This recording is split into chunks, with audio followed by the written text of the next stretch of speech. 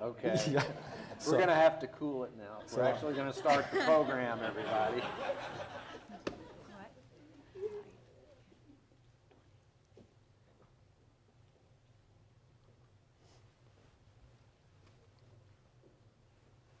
Hello, my name is Christina Osmeyer, and I'm a member of the Student Advisory Board at the Dole Institute of Politics. Welcome to the Dole Institute of Politics, and thank you for attending this evening's program.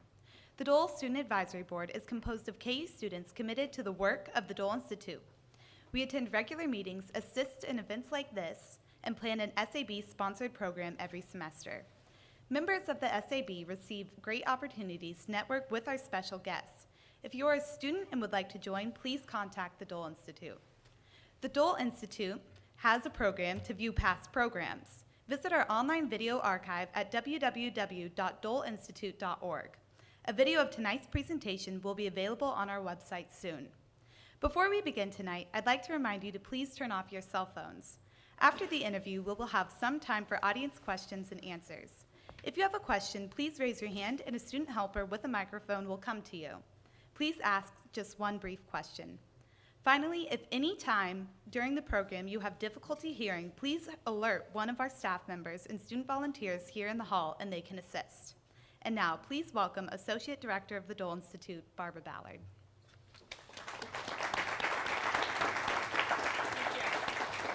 Thank you, Christina. Welcome to our 10th anniversary series, Generalism and Politics Lecture, the work of Richard Ben Cramer with Mark Zwonitzer. Now, we've announced this program before, and I think many of you heard what we were saying, but I think we're in for a real treat this evening. And I'm going to do his introduction first. If I just ask you after to turn on the back of the page and just see on the back of your program that we are wrapping up our civic engagement and leadership week. Tomorrow is our last day, and we will be in the Union for tea at 3, and we'll be giving away some prizes to the students as well, and they have been quite engaged, and our voter registration is going well. The Leavenworth series, I want to draw your attention to that and hope that you will find time to attend those because they're very popular. The Student Advisory Board program, Eyes on the East, China's Changing Media, Youth, and Global Influence. That's on November the 7th. For those of you who have not attended the annual Veterans Salute and their gala, I hope you will consider it. We have the Moonlight Serenade Orchestra. They dress in World War II uniforms, play Glenn Miller type music. There's lots of dancing going on in here, and they have a marvelous time. So I hope you will come out to honor our veterans. We have Book Talk, Global Crossings, Immigration, Civilization, and America. We're very proud this evening that this program is being sponsored by the Lawrence Public Library and KU Ad Club. Mark Zwonitzer is an author and a filmmaker whose work over the past 25 years has covered the politics, wars, arts, literature, and sports of America's past and present. For the last 25 years, he's produced, directed, and written award-winning programs for PBS, including Walt Whitman, for which he received Primetime Emmy nominations for Outstanding Achievement in Nonfiction Filmmaking and Outstanding Achievement in Writing. He's also a series producer and writer of the 4-Hour History of the United States Supreme Court.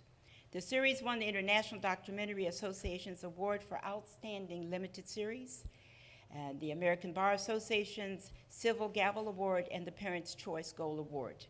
From '86 to '92, he researched the book, What It Takes, The Way to the White House, with author Richard Ben Cramer, his friend. And I always think it would be exciting to know somebody well and have the opportunity to write with them and then be able to present about them. I think that's a special treat. Not everyone has that opportunity. He has a chronicle of 6 of the men who ran for the presidency in 1988, including George H.W. Bush, Robert Dole, and Joe Biden. What It Takes was named one of the 100 best works of reporting of the 20th century. Zwonitzer's first book, Will You Miss Me When I'm Gone? The Carter Family and Their Legacy in American Music, was a New York Times notable book of the year. He also spent more than 2 years working closely with then Senator Biden in the writing of the current vice president's 2007 memoir, Promises to Keep. I would just like to highlight some of our guests this evening. And I first would like to just ask Mark's wife, Jerry Hershey, to stand, please. Thank you. And in her own right, I want you to know she has written the arts. She's written about the arts, fashion, and popular culture as a columnist for the Washington Post and GQ, and as a feature writer for Vanity Fair and the New York Times Magazine. And for over 30 years, she has been a contributing editor to Rolling Stone. Now you can give her a round of applause. And I would say, following in the footsteps of her father, Richard Ben Cramer, Ruby Cramer is a talented newcomer to the field of journalism, and she has worked for CBS Evening News as a production secretary and researcher, and now covers Democratic and progressive politics for BuzzFeed. Ruby, would you stand?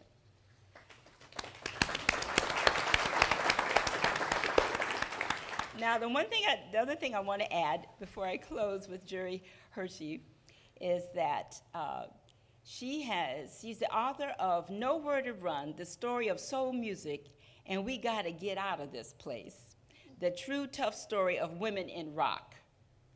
And she will be speaking tomorrow at our Pizza in Politics. But when I looked at this, and she wrote about women in rock, and we have a husband, a wife team, and we have the daughter of someone, I thought to myself, it's a family affair. So if that's the case, I would say that's Sly and the Family Stone. You do that. So for those of you who don't know who Sly and the Family Stone is, it's a rock and roll soul band from San Francisco, and they were active from 1967 to 1983. And our next guest this evening, who will be speaking to classes tomorrow, I would just like to recognize Gracita Arundel. Would you stand, please? And Gracita is the guest. Is the guest of Sarian Bruma, who is our fall fellow, and we're delighted to have her here. And I will just tell you a little about her because I think it's exciting. She's actually from St. Martin, and she was elected for the first time as the head of a new political party, the People's Progressive Alliance, and this was in 2003, and she served passionately as a member of the Island Council of 2007. Then she went on, in October 2010, she became the first woman president of parliament for the country, St. Martin, until July 15th of 2012, and established firmly the blueprint for the installation of a new government and a governance. With that, I think you should be very honored, as we are this evening, to have President Gracita Arundel.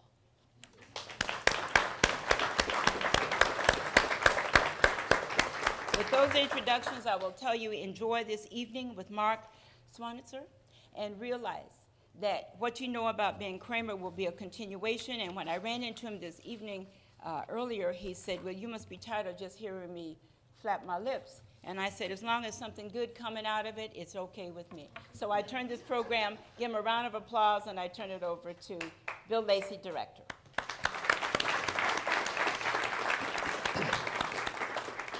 Mark, welcome back to the Dole Institute, and thanks to all of you for coming out on a very wet and dreary night. Let's start with a little bit of personal information so they know a little bit more about who you are. You've done writing, researching, directing, producing. How did you get started in that, and what are you working on today? I was talking earlier, I'm a graduate of the University of Missouri School of Journalism, and I went to New York and was working as a kid researcher at Esquire magazine when I first started, and that's where I first met Richard. He was just finishing what is a pretty well-known and well-regarded profile of Ted Williams, the famously cantankerous and fun Ted Williams, and I met Richard there, and shortly after that Richard signed this book contract, and I more or less hired myself onto his team. I told him he was going to need a researcher, and somehow got him to write checks. And then I spent 6 years with Richard working on What It Takes, And that's sort of, I went from there into television, and then books, and back to television, and back to books again, and I just sort of float around in various media, but I feel like most of my career has just been sort of being hitched to Richard's engine that I latched on to 25 years ago or more. Mm-hmm. Mm-hmm. Talk a little bit about Richard's career before What It Takes, working for various newspapers and winning a Pulitzer Prize. Richard was, came out of college. He actually went to the, besides Johns Hopkins, where he was, well, let me back up for a second and say Richard's first love was baseball. And he always said that he would have been a pitcher, but that Sandy Koufax got all the Jewish fastballs. He instead went on to his high school newspaper, his college newspaper, the Baltimore Sun, the Philadelphia Inquirer, who shipped him to the Middle East when he was 28 years old. They shipped him for a couple weeks, and he ended up staying 6 years and won his Pulitzer Prize there in 1979, I believe it was, before he was 30 years old. He always tells a story that when he called his mom and told her he had won the Pulitzer Prize, her reaction was, "For what?" But it was well deserved. Richard was always interested in politics, was always interested in baseball. Those are the two things he wrote most about. Was he naturally gifted at writing, or was it a craft that he developed and worked really hard at? You know, it's interesting. I always assumed that he was, when I first was reading his stuff, as a reader, I just assumed he was touched by the hand of God.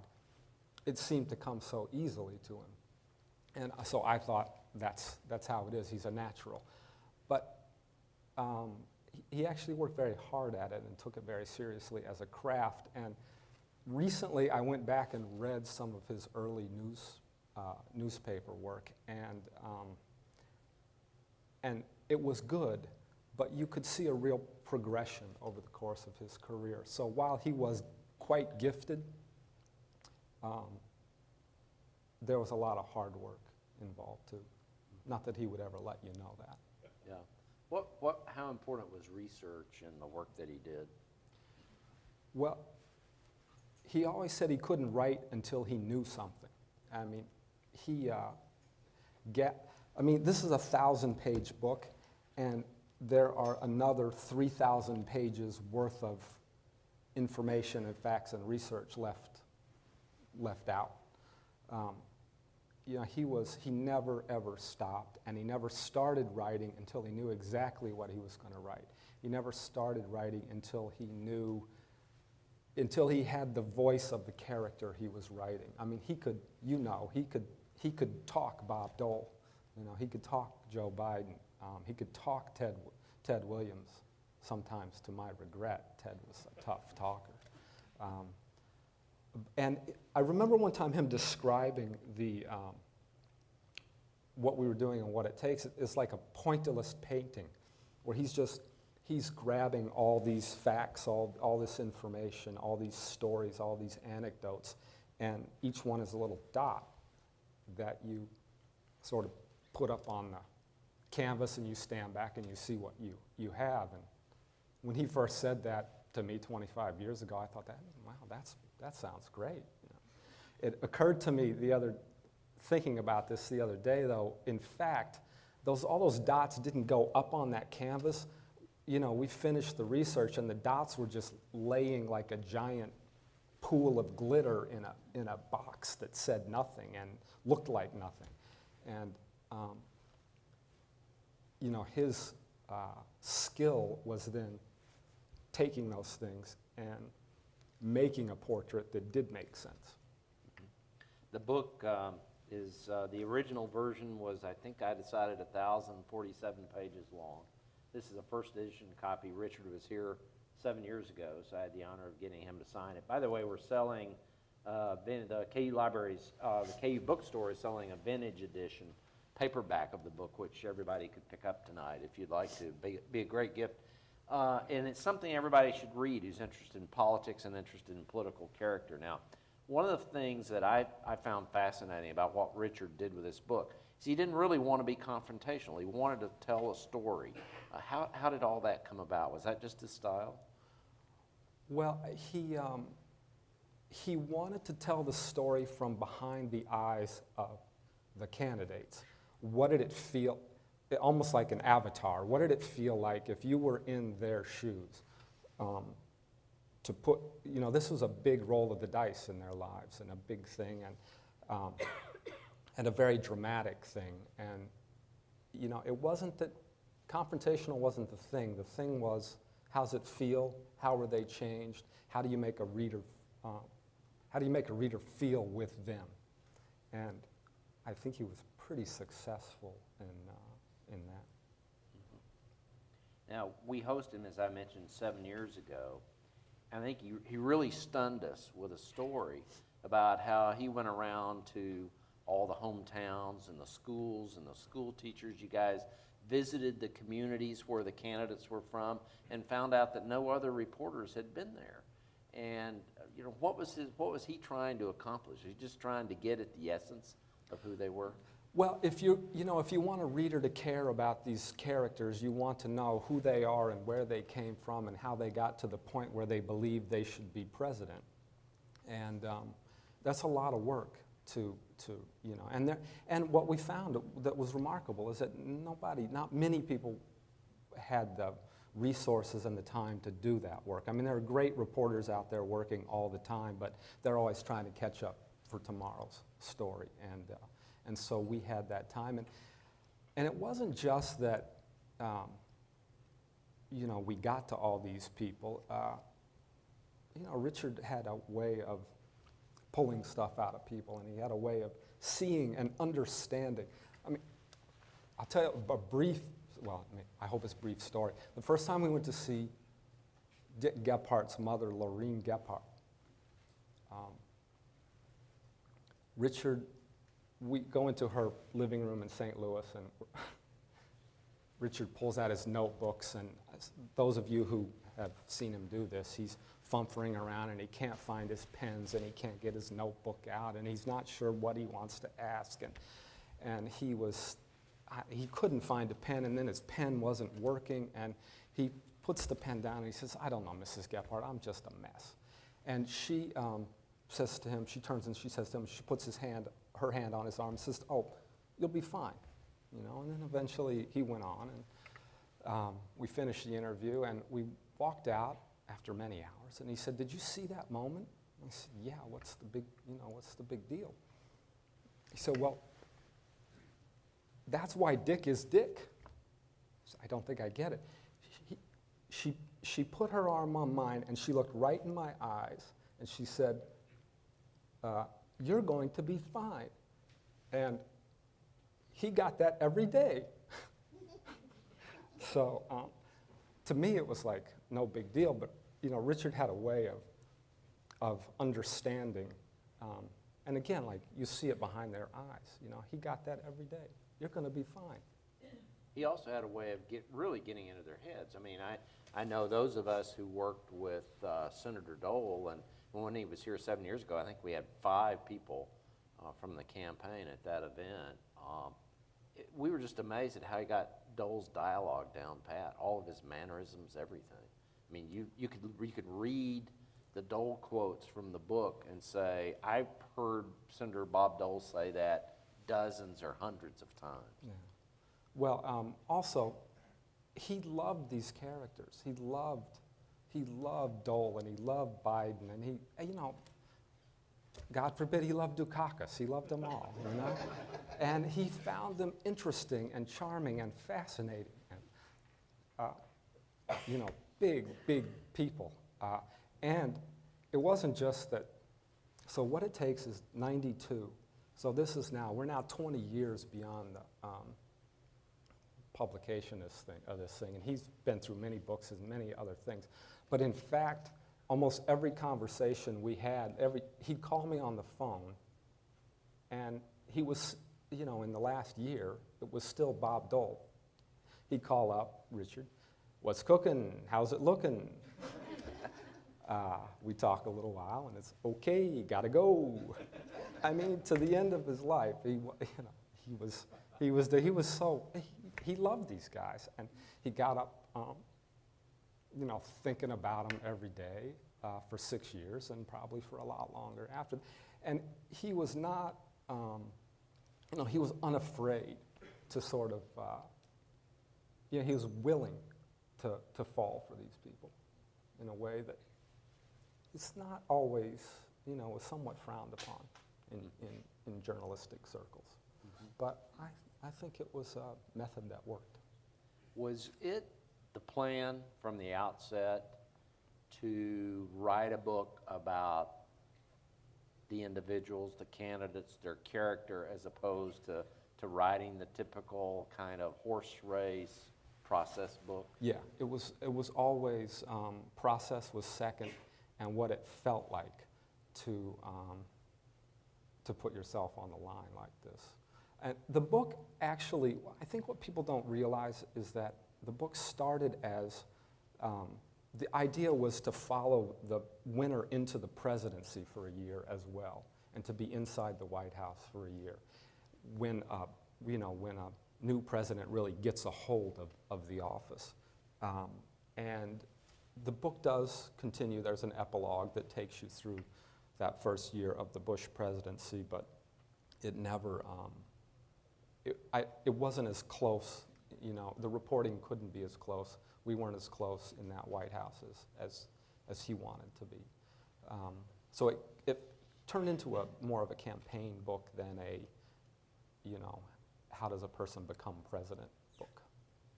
But it still stuck to the idea that this is about people and not about process. Talk a little bit about the craft. How did you guys work together? How did you gather information? What would Richard do to write? Talk about some of those things. Well, most of the information was, interviews. Scott will tell you that Richardson and Scott Morgan and other people, many nights at the old Ebbett Grill talking to people. And Scott wasn't one of those people there late at night at the old Ebbett Grill, though, was he? Oh, no. He was there for lunch, I believe. Okay. The thing, it was something of a campaign it was Richard's campaign, because he had to make people like him, he had to make people want to help him, he had to make people believe in him. It was almost a one-man political operation. That's what he was, being a politician in some ways. And it was a lot of fun. So the craft was conversation, the craft was talking to people, the craft was, and most of the times, the people we were talking to, felt like Bob Dole or Dick Gephardt or Joe Biden or George Bush or Gary Hart. They were the most fascinating people they'd ever met. They hadn't met many people like this. And so they were happy to talk about them. I know that, Richard would say to people, I'm not going to quote you. I won't name names. I'll read stuff back to you and check it and everything with you. But any of your best, because I'm not quoting and naming names, any of your best lines I'm just going to steal. So let me say that up front. And then once the reporting was done, and there was a lot of material to gather, as he wrote a chapter, I would produce what he started to call the Bible for each chapter, which was a sort of, it wasn't a straight chronology, but it was a kind of a narrative line of all the information, all the interviews, all the clips, anything that we could pull together. But, for instance, the opening of the book is George Bush going to throw out the first pitch at the Astrodome in Houston. I believe it was at the 86 at the All-Star game. Richard happened to have been there he was profiling Peter Ueberroth at the time. But to do that scene, we went back and talked to the White House Communications Office and the Secret Service people and the local Secret Service guys and what they did there to get Bush into the just onto the field.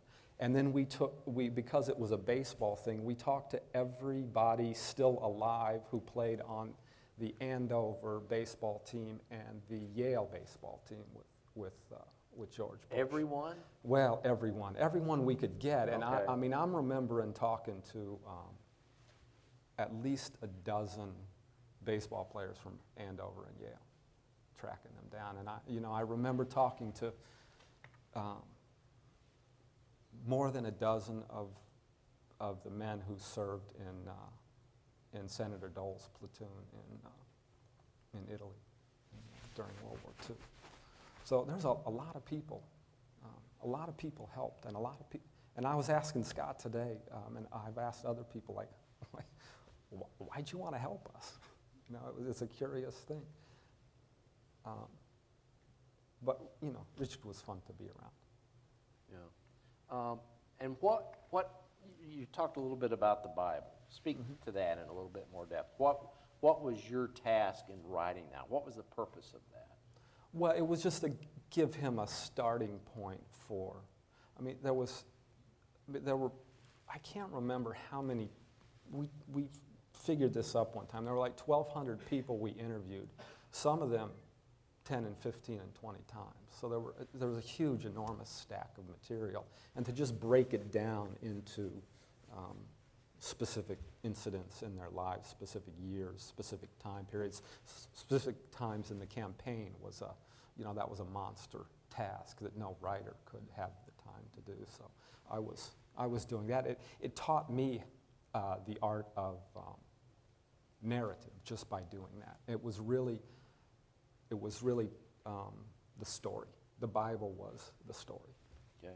Did Richard do all the interviews, or did you do some of them? Were you present at I was them? he did the 70% of them. I was present at many of them, and then I did a lot of them also. And especially after the campaign was over, as we were working back and he was writing, I might be the guy who went and talked to 8 baseball players from Yale and 4 from Andover because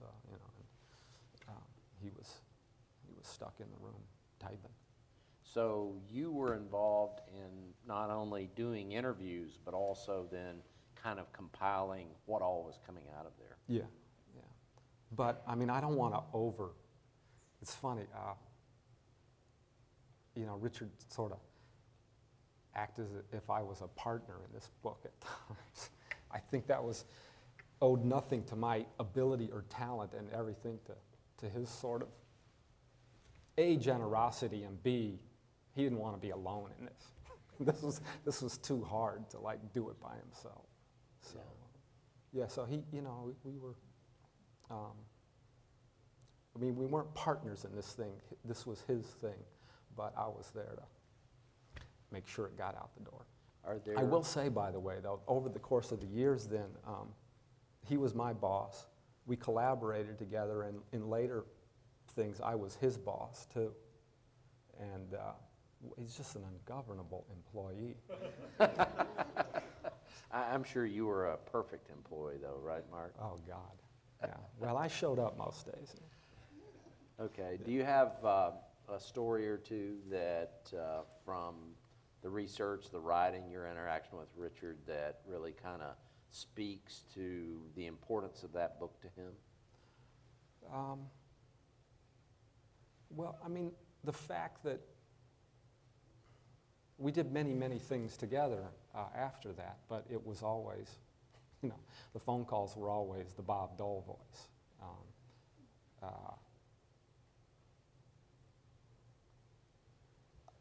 The book was not as you know, it was not a huge commercial success. And so I think there was some disappointment in the way the book was received, and it was somewhat, I think it was somewhat painful, but I was never anything but proud and happy to be part of it. And, Richard also used to say, basically, pick a subject that you can live with for 5 years, because you're going to have to. And I think he got up and had a pretty good time every day doing it. So,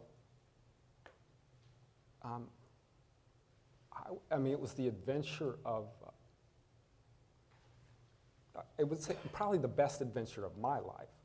And I would guess that it rates pretty high in his.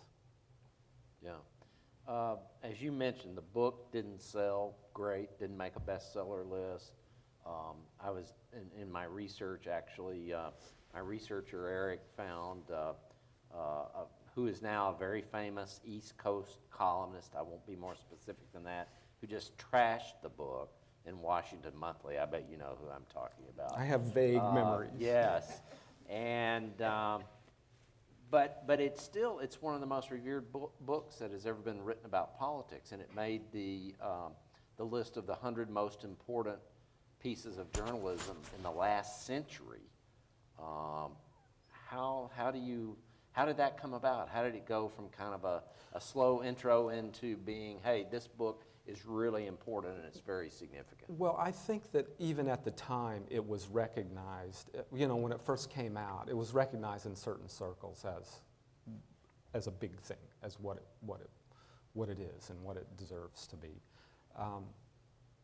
Now, there are other people who felt like, and he would say this, you know, if he was right about what he was writing, there were a lot of people who were covering the campaigns who were maybe wrong. And so he didn't, you know, wasn't surprised that there would be attacks. But he never doubted the book either. I'll tell you an interesting story about the being named to the top 100 pieces of journalism of the century. I saw the list and called him up and said, you know, did you see pretty good? I think you're number 58. He said, yeah, but did you see who's 56? I said, sure. He said, I can write that guy under the table. He didn't lack for confidence. He didn't lack for he understood what he produced. Okay.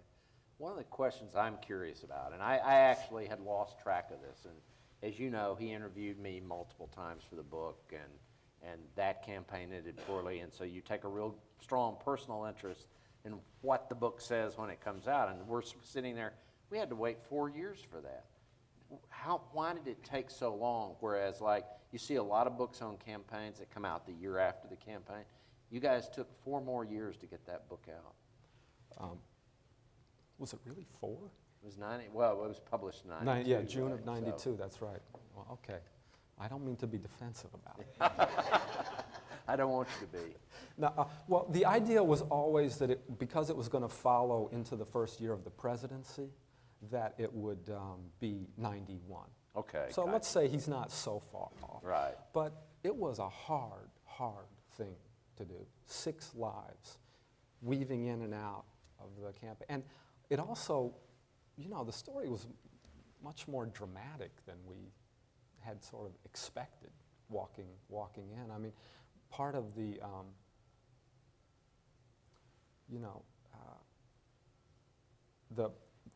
the title was one of the last things written, What It Takes, and it's obviously a double meaning. I mean, it's not so much just what qualities it takes to get there, but what it takes from these people when they lose, because, you know, 5 of the 6 of the guys we covered lost.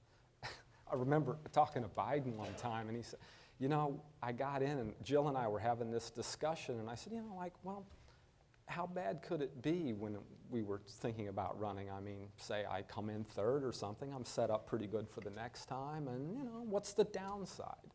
And if you know, that was him going into it. Coming out of it, Biden was the dishonorable plagiarist, you know, laughing stock. I mean, his career and sense of self was sort of turned upside down. And that's not uncommon. I remember going to Michael Dukakis' State of the State address a year after the book came out. And, you know, his wife had been through drug rehabilitation. He had about 19% approval rating in his own state. I believe he had fallen while using his snowblower and broken both of his hands. I mean, he looked like Job or something. And so I didn't expect the drama of this. I didn't expect the you know, just how upside down it would turn people's lives. And so the story just sort of got bigger and bigger. And also, it was a hard book to write for Richard, just because it, you know, it was difficult. He wanted to get it right. And he went through a series of health problems that I'm sure are stress-related that slowed him immensely in writing the book. But hey, I say it was only a year late. Not so bad. Okay. Actually, as I mentioned, Richard was here 7 years ago, and in a moment, I want to show a clip from his presentation 7 years ago and get your reaction to it. But Scott Richardson, who's with us tonight, was another of Richard's friends, helped arrange to get Richard here that night. We're still appreciative for that. But let's take a look at the clip, and I just want everybody to listen to him. This is from, like I say, November 1, 2007, and hear what Richard has to say, and then Mark, I'm going to ask you to react to it.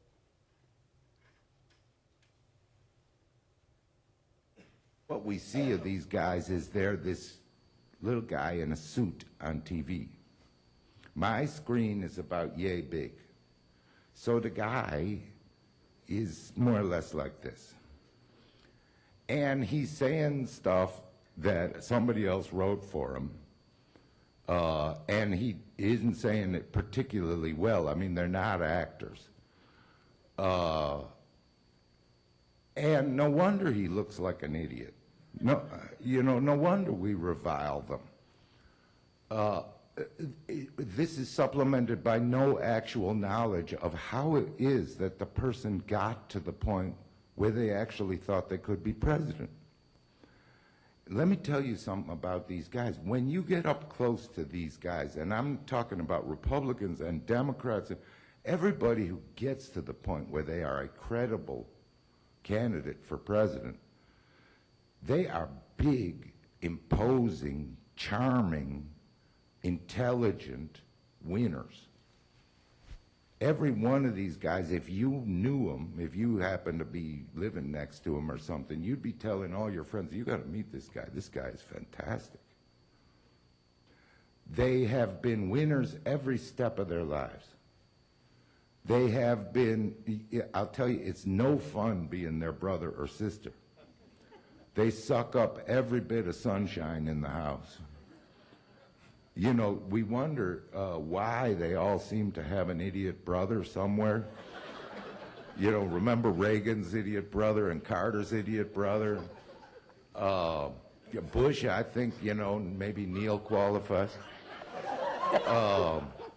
It's because nobody else gets any oxygen while this glowing sun child is in the house.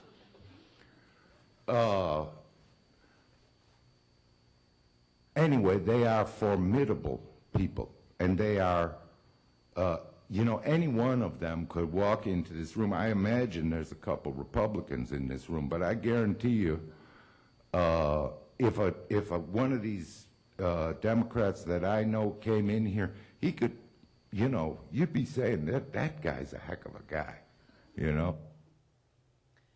What is so amazing about those remarks, and Richard didn't know it when he made those remarks, but about 3 weeks ago, our current vice president, then Senator Joe Biden, was here. And I think most everyone knows that I'm a Republican. I was not predisposed particularly to be impressed with Senator Biden, and he absolutely blew me away. And what was Richard saying here? And I mean, this is really kind of some of his classic comments, and really kind of gives you the essence of what was behind what it takes. Yeah, I mean, I think he walked in, I mean, I don't think he walked in saying, these guys are big and impressive. He didn't. He walked in saying, I don't know anything yet. In fact, I was laughing with Ruby because I was telling him, telling her when we were first making the first like manila folders up of these candidates, I write Gephardt, and Richard says, yeah, what's his first name? Is Dave? No, Dick. I mean, the assumption was, I know nothing, I'm going to learn. But he was willing to accept that these were, special, big people who had remarkable lives. He was open to that. He didn't want to be one of the people milling them down and making them small. He wasn't, he had a way of not being judgmental either. So even, when their flaws were big, he loved their big flaws too. And so he discovered, he went in knowing you had to be something special to get to the point where you thought you could be president. But, I think he discovered just how big and impressive these people were. And there's another thing, I saw him do something very similar to this. He became very good friends with George W. Bush. We knew him as Junior at the time. And they continued to be good friends. And Richard was always defending W to people. And I remember being in an audience at the 92nd Street Y in New York, which is not the most Republican crowd. And Richard's telling basically the same thing. If he walked in here, you'd love him. And they're going, oh, gosh. And he did that for a while until finally about the early in the second term of Bush, he sort of gave up trying to defend him. And he'd just say to people, look, what do you want me to say? All my friends are screw-ups.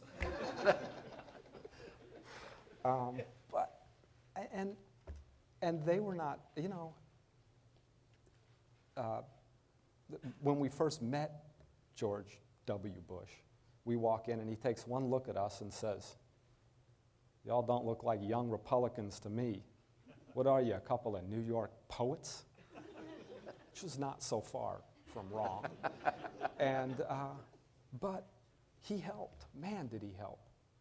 We wouldn't have the George Bush in this book, George Herbert Walker Bush, without George Walker Bush's help. And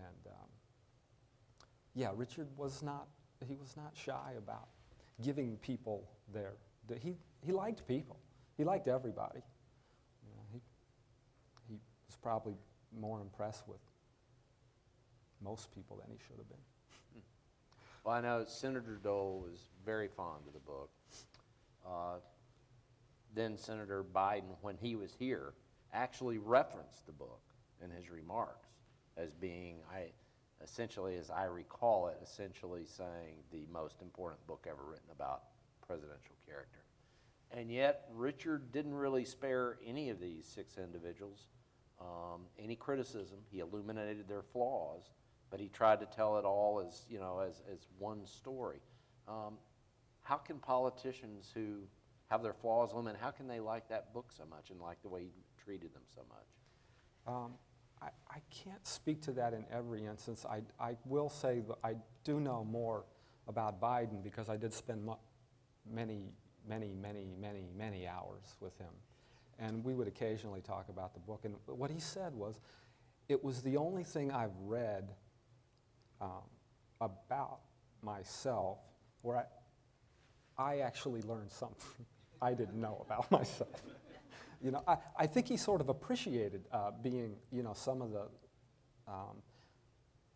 Richard used to always say, that your strength is also your weakness, and so the flaws are kind of the downside of what makes people great. And, but Biden was, not only did he learn something, he thought he might be able to change a little bit, if he learned something and maybe it could make him better.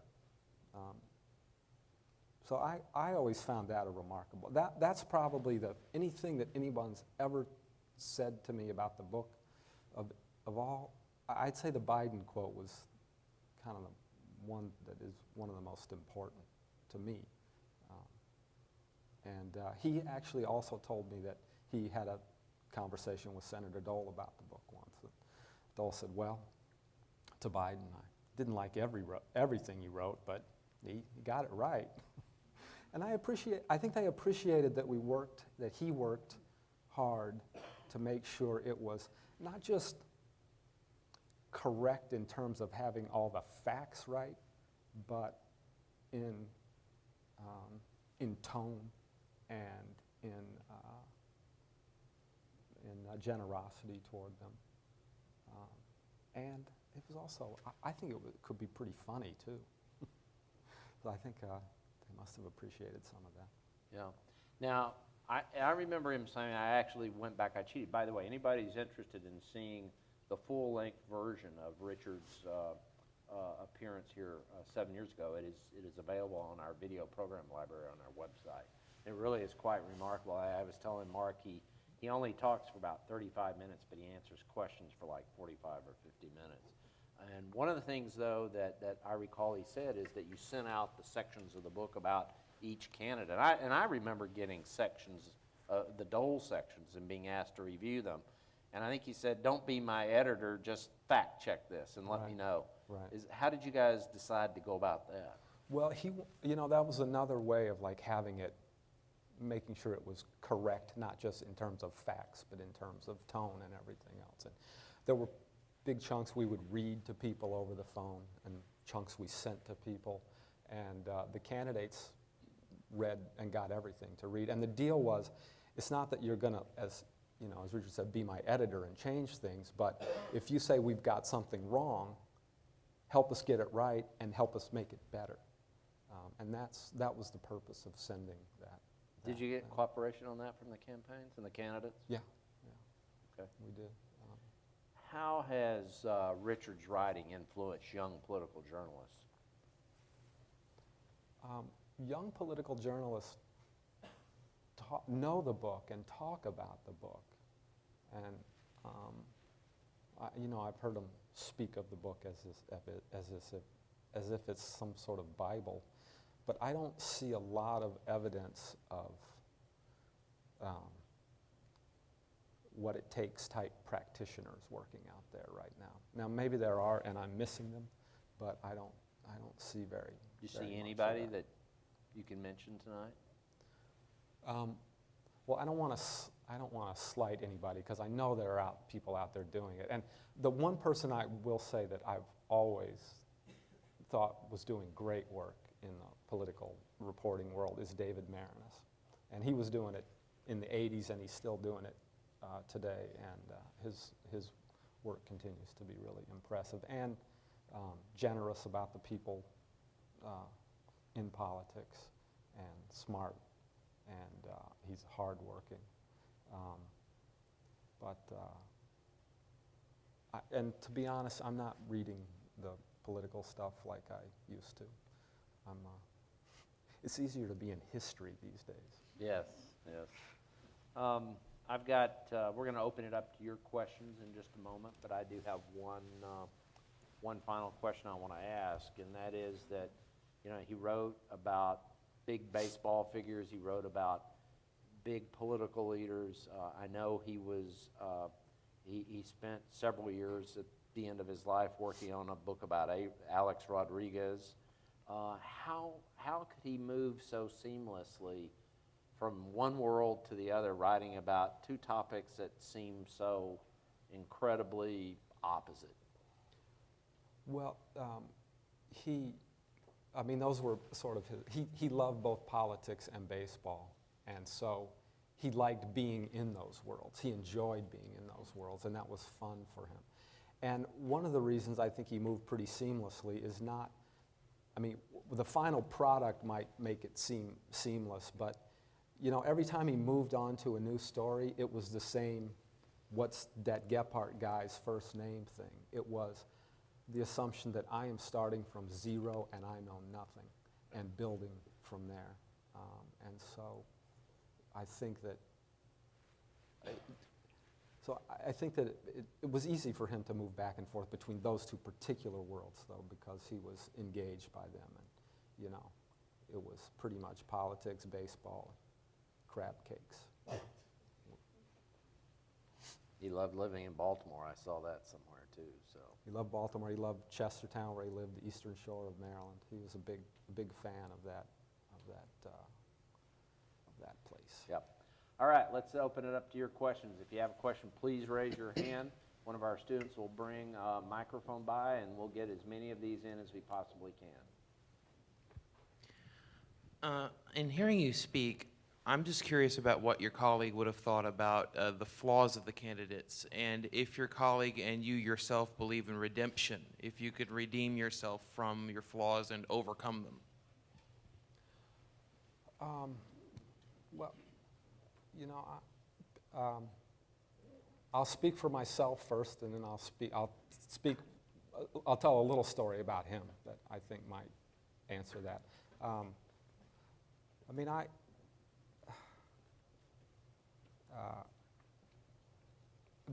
everybody's going to make mistakes. You know, these guys are all flawed, and but I don't think he ever thought of it as that they have to change or be redeemed or anything. I do think.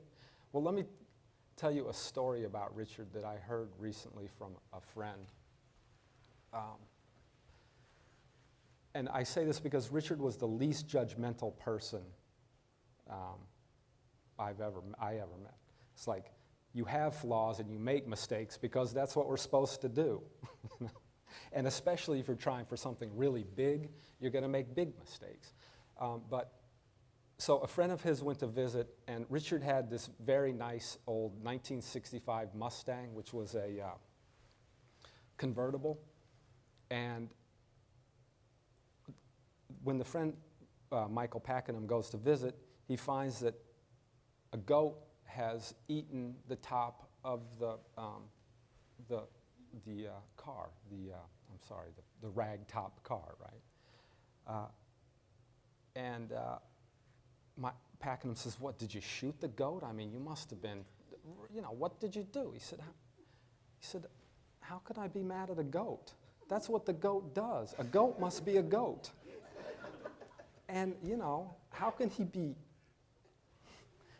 mad at somebody who makes a mistake? That's what people do. That's the best I can answer that. Okay, I have a question here. Hi. So the people who worked in '88, that worked on the campaigns, who got to know him, particularly the ones who were in Iowa, got to know him really well.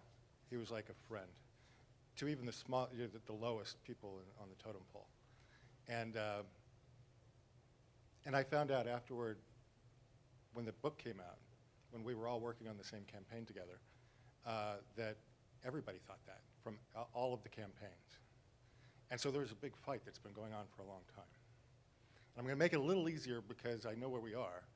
Among the Democratic campaigns, which one did he like best? The campaign, not the candidate. Oh, the campaign, leaving the candidates aside. For all of us, a little Just the campaign. That was very clever how you excluded the Republicans. That was very wise. Thank you. Well, certainly the most fun was the Gephardt campaign.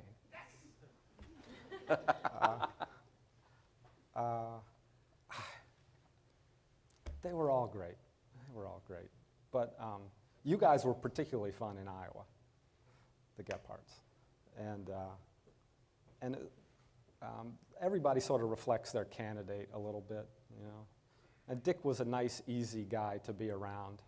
And it was fun to finally see him get angry and, you know, make a stand. But that was the fun of the book, too, is all the people we met, you know.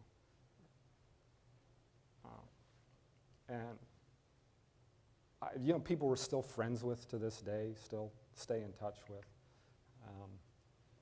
And yeah, it was a lot of people, and Richard did know everybody right down to the, you know, and he made it a point to know that. And, you know, there's a little bit of method to that, you know. As I said, this was a campaign for him. He needed people to help. He needed everybody to help, and he was on a little bit of a charm campaign himself, too. But he really enjoyed being out in that world with everybody. And nothing was more fun than, you know, a crew of 10, 24-year-olds living in an apartment in Des Moines, and as we talked about earlier, dumping rental cars off the side of the road. And it it was fun for him. Okay, there are quite a few students here, so I would encourage students to take advantage of it. Okay, we'll go back here for a question. Okay, yeah, hi. This summer, I read Making of the President in 1960. So as someone who just recently bought What It Takes on Amazon and is waiting for it to come in the mail, I was wondering what differences there are between those two books. I think approximately 641 pages. So look out, it's going to take. No, Teddy White's book is really interesting to read because he was so close to the candidates. I mean, he could just, he was basically riding around with John Kennedy. The access was no problem, and there weren't a bunch, hordes of people out. But Teddy White was covering something else, and he really was covering something that had not been done yet. He was covering the process. And in 1960, that was the first time that the primaries became really, really important. I mean, Kennedy made those primaries important. And so Teddy White was covering the big story then, which was kind of a process story. But this book is really about the people, and it's about what they go through personally. It's a much tighter focus on the human portion of campaigning. And there really aren't very many books like this because all of White's books and most of his successors, including Dan Baltz from the Washington Post, who's a friend, and Mark Halperin, who both are writing or have written books about the last couple of presidential campaigns, they are process books. This book is very unique in that respect. In some ways, I know this is going to sound weird, but I don't think of this as a campaign book or even a political book. I think of this as just a big drama. And that's, I don't know if any, I feel sorry for the person who tries this again. Okay, got a question back here? Hi. Jesse Jackson was also a candidate for the '88 presidency, and I'm wondering what Cramer thought of Jackson and whether he thought about including him in the book. Good question. Yeah, that's a great question. We wrestled with that a lot, and especially sort of, there was that moment in Michigan where Reverend Jackson beat Dukakis, and it looked like, oh my God, this guy could really win the nomination. For a sliver of a moment in time. I spent a lot of time in Greenville, South Carolina, and I ended up later doing a film about Jackson, which was on Frontline. So we checked that box later. But at the time, the decision Richard made was that each one of these guys we were covering, even the ones who got out early, every one of them got to the point where they thought not just that I can be president, but it looks like I'm going to be president. Dick Gephardt walks out of Iowa, and he really thought he's going to get the nomination. Even Biden, who dropped out very early, as he was heading into the Bork nomination fight, when it looked like he was going to be the headline of the next 3 months, he thought he was going to be president. And Richard's judgment was that Jesse never really got to the point where he thought he was going to be president, and so he wasn't invested in he was invested in a different way, but not quite in the same way as these other candidates we were covering. And that may have been a bit of an after-the-fact rationalization, but it's a pretty good one. Okay, we have another question? Any more questions? Okay, Mark, thanks so much for a fabulous program. Thank you. Really appreciate Glad to it. be here.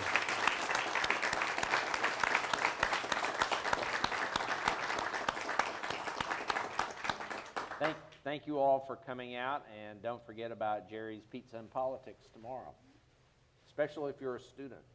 Free pizza, free soft drinks, free lunch. Thank you all.